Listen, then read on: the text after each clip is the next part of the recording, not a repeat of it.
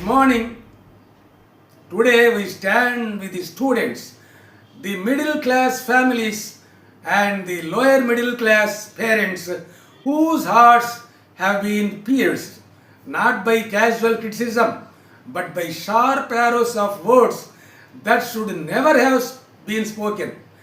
These words have left them bleeding, not in silence but in dignity and hope.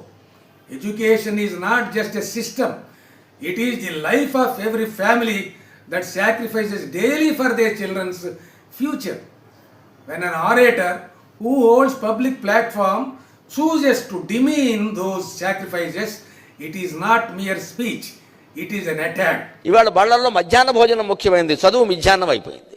చదువు ఎవడికి అక్కల్లా. భోజనంలో గుడ్డెట్టారా, గడిది గుడ్డెట్టారా, అన్నం తినేవాడు కోడిగూడు పెట్టడం ఏంటంటే బుద్ధి ఉందా లేదా, చదువుకోమని లేకపోతే వెళ్ళిపోమని చెప్పండి.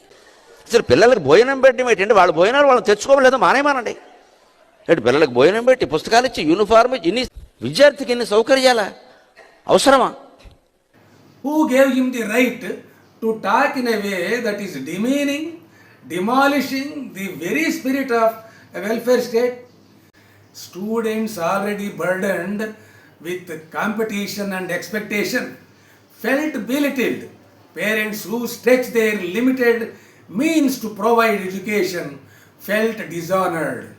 These are not just words, they are arrows aimed at wounded hearts. Arrows that bleed dignity and hope.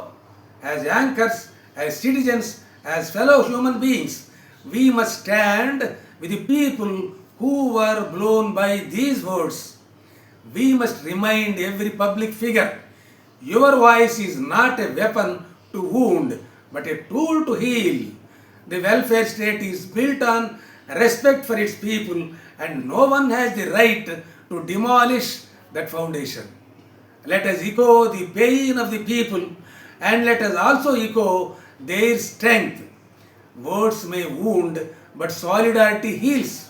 Today we stand with the students, with the parents, and with every heart that bleeds from this injustice.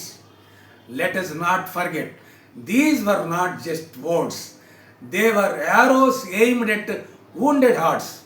And when hearts bleed, a welfare state must stand with its people, not against them. Thank you.